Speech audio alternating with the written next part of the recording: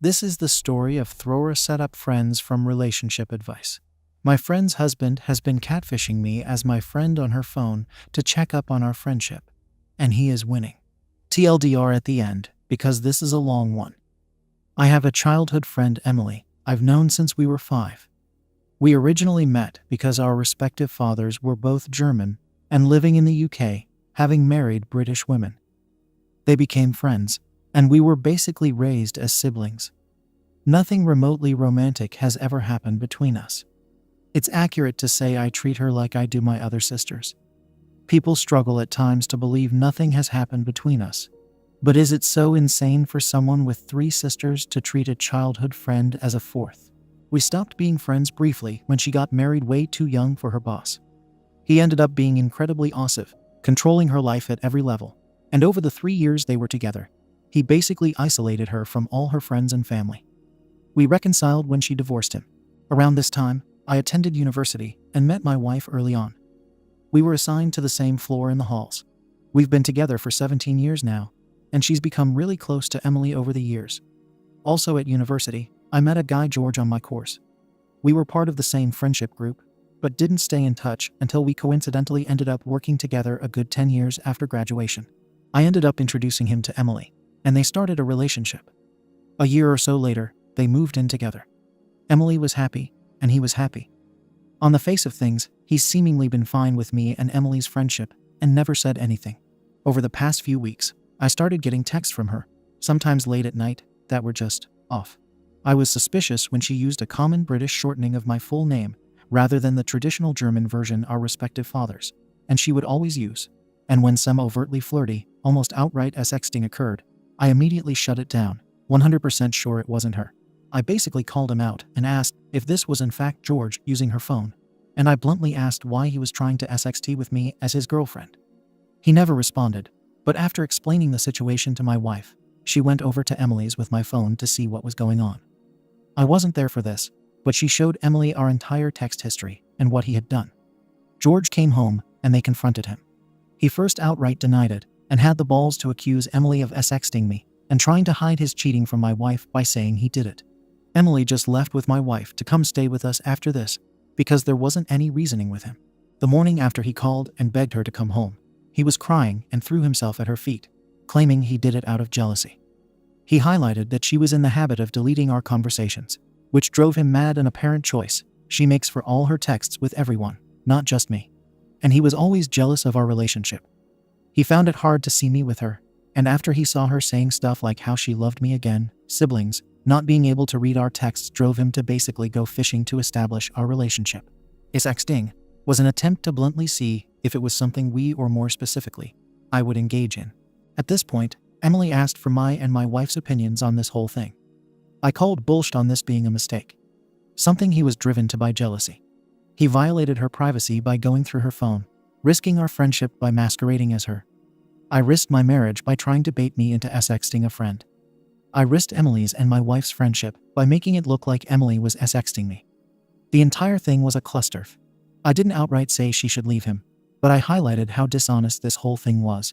She eventually went back home, and I didn't hear anything for a few days, but Emily eventually revealed to my wife that she had functionally forgiven him. My wife worked out from the conversation what had happened. He had basically flipped the script on me by playing into fears from her marriage. He described me as another controlling male trying to dictate who she had a relationship with. He encouraged her to make her own decision, not bad advice in theory, but she had to ignore me because I didn't have her best interests at heart. I was controlling her like her ex. My wife quietly pointed out that he was, in fact, being like her ex, not me. He was driving a wedge between her and her family. At this point, Emily just gave up. She said she couldn't win.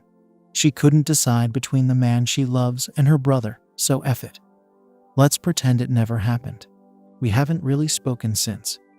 Apparently, part of forgetting this ever happened is also giving into his worries about our friendship.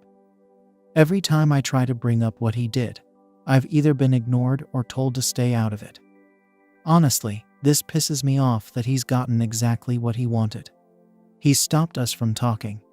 I know I can't force her to break up with him, but it seems like a catch-22. I can't push her to make a decision about what he did, while he's got her convinced I'm controlling her. I rarely see George at work, and he's rightly kept the F away from me. I was tempted to bring my sisters into this cluster. Tell them what happened, they love her like a sister too, and see if they could talk some sense into Emily. But that's somewhat manipulative too. So, any advice here? Let SHTTY sleeping dogs lie. Try to get her to deal with what he did rather than sweeping it under the rug. TLDR. My childhood friend's partner SX'd me, pretending to be her, as a test to see if there was anything between us. He's got her convinced my objections to what he did are just me trying to control her. And as a fallout, we're not talking. Update. I thought I'd update this post, seeing as there was part of a resolution, and the advice was good. So, I followed the general advice of just leaving the entire situation alone. I agree that any interference from me or my family would be manipulative and controlling, albeit well-meaning. So, I haven't really spoken to Emily since slightly before Christmas. But her mother contacted me a little after New Year to ask if I knew what was going on with her.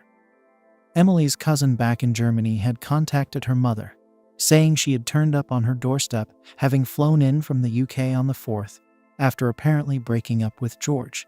According to her mother, Emily had come back to our hometown for the holidays. She brought George, and at some point they ran into her ex-husband at the pub.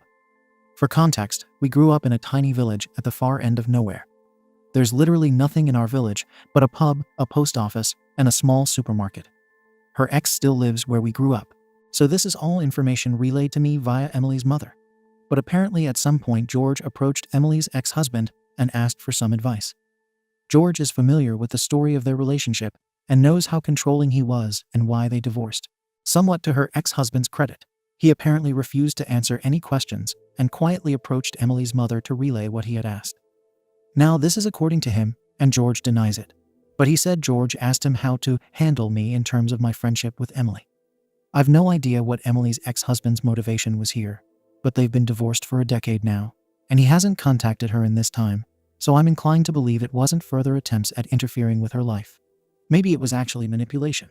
Maybe in the decade since they've divorced, he's become a better man. Who knows? We're all inclined to believe that is what was asked despite George denying it, because how else would her ex-husband know he had an issue with me recently? He isn't in contact with anyone who would know about the recent issues. Also, to be honest, the ex never had an issue with me. He saw me as a child despite being the same age as his then wife and constantly called me kiddo and asked how school was. It would be a very specific shot in the dark on his part to assume George had an issue with me without George saying so himself. So, her mother told Emily what George had tried to do and pointed out that her boyfriend is now trying to emulate her ex-husband's behavior and encouraged her to confront him over this, and also what happened over the last month, rather than ignoring it. Nobody was privy to the discussion they had, but he left sometime after it to return to their shared home, and she stayed with her mother, saying they had broken up. She stayed with her mother until the day after, when, without any warning, she left for Germany. The cousin she's staying with assures us that she's relatively fine. She's just overwhelmed and embarrassed that she let this happen again. She couldn't handle being where she might run into either ex, so staying with her mother was off the table, and she just ran somewhere far, but safe. I still haven't spoken to Emily, but I've sent her a message with some condolences and reassurance that she will always have a home here in the UK. I've decided to continue to give her space while making it clear that I am there for her. She hasn't responded, but I assume this is just out of awkwardness over what happened and how technically George was once my friend. He hasn't spoken to me either, and I haven't seen him at work at all. So yeah, not a happy ending per se.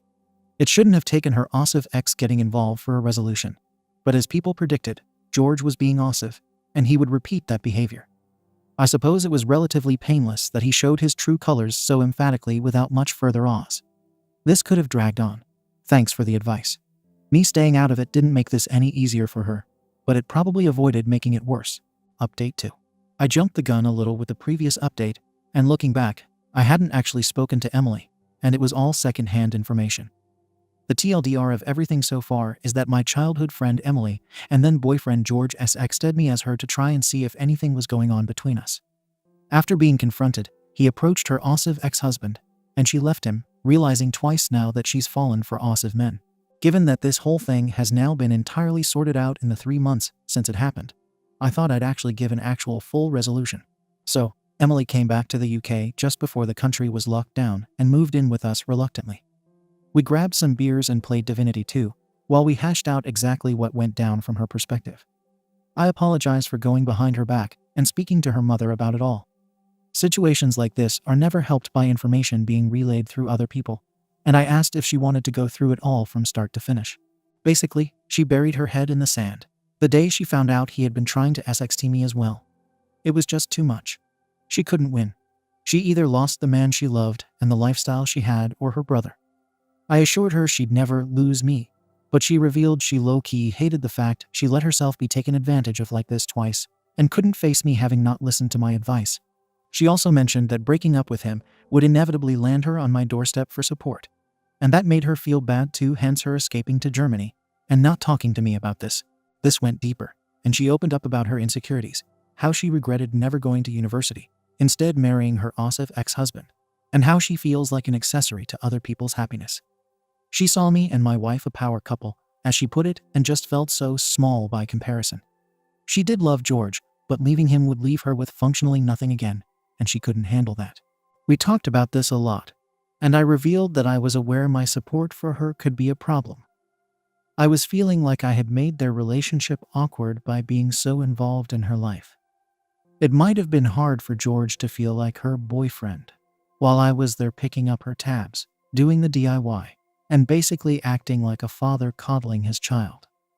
I asked if my, with retrospection, financial support of her was tied into this feeling of inadequacy, like I was dragging her along for my ride, and she said it was a problem. She felt trapped when the relationship ended because she had no independence or true control. While I would never use my position to control her, she would still be living on someone else's good graces. She felt she needed to stand on her own 2 feet and be her own woman, rather than relying on a man, no matter how much she loved and trusted him. That way, her decisions would be her own, rather than under some level of duress. In the same way a child wants independence from her parents, she feels she finally needs independence from me. So we came up with a game plan. Now that the lockdown has obviously made this harder, she is still living with me and my wife. But the plan is that she's going to go back into education. She was capable of attending university and had the qualifications, but decided not to due to her marriage. My financial security was really born of an inheritance I had after my father passing life insurance. I used to not have to worry about rent during my extended time in education and early career. I bought a small flat with it, which I still own. I've decided to pay it forward and put her in a similar situation by letting her use my flat, which is currently unoccupied because it's only been rented to students due to its proximity to 2 universities.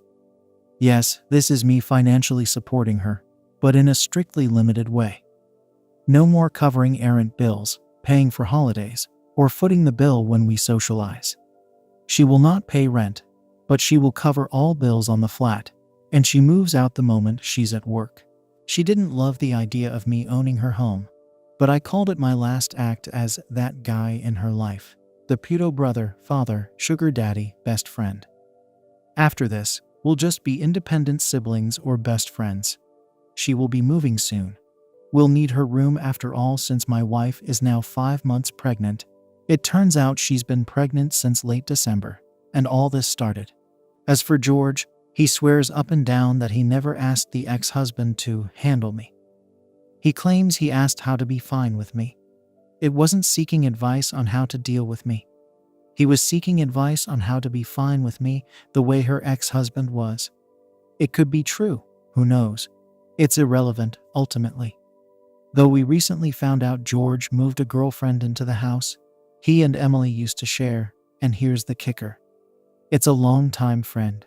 Emily is fairly certain he never cheated on her, but she out loud laughed when she found out he's romantically living together with a longtime friend 3 months after the breakup. The dude's insecurity was likely born of his own feelings for a friend.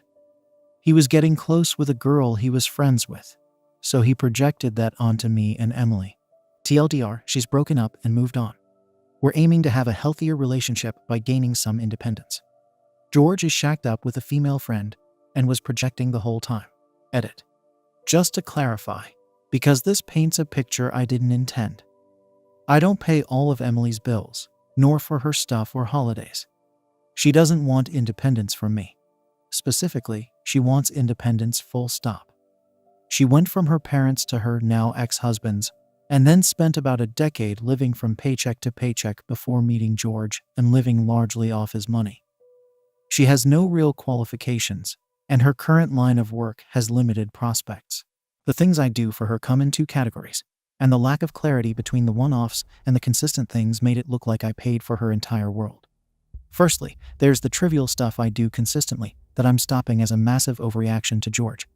Logically, it's fine that a brother and his wife do these things for his sister, but they weirdly make her uncomfortable, which obviously makes her ex uncomfortable. Stuff like I've done the odd bit of DIY, specifically fixing a vacuum, which isn't insane given I work in R&D for a vacuum brand, and I pay for her drinks and stuff if we socialize. I'm stopping all those trivial levels of support largely at her request to ease her discomfort at being subsidized by me. It's a pride thing. This might also help with any jealous boyfriends wrongly assuming that because I pay for her cinema ticket along with my wife, we're secretly Mormon. The second category were the big, one-off things like paying that bill or buying plane tickets. Things I did in a crisis and/or out of extreme generosity once. She wants to be able to be safe during SHT like COVID without needing to live with me. She wants to be able to break up with a guy and be okay alone, rather than crash here. She wants to be able to F up a meter reading on her electricity, and weather the silly bill that comes without me paying it that happened once. I'm not going to stop doing these things entirely. An emergency is an emergency. We won't let her come to any harm. But instead, we're going to try and make sure that she doesn't need me to do these things via education, and hopefully a better job. So yeah, I don't pay for her entire life. I just muddled some big things I've done in an emergency with some trivial brotherly support. Thank you for watching the video.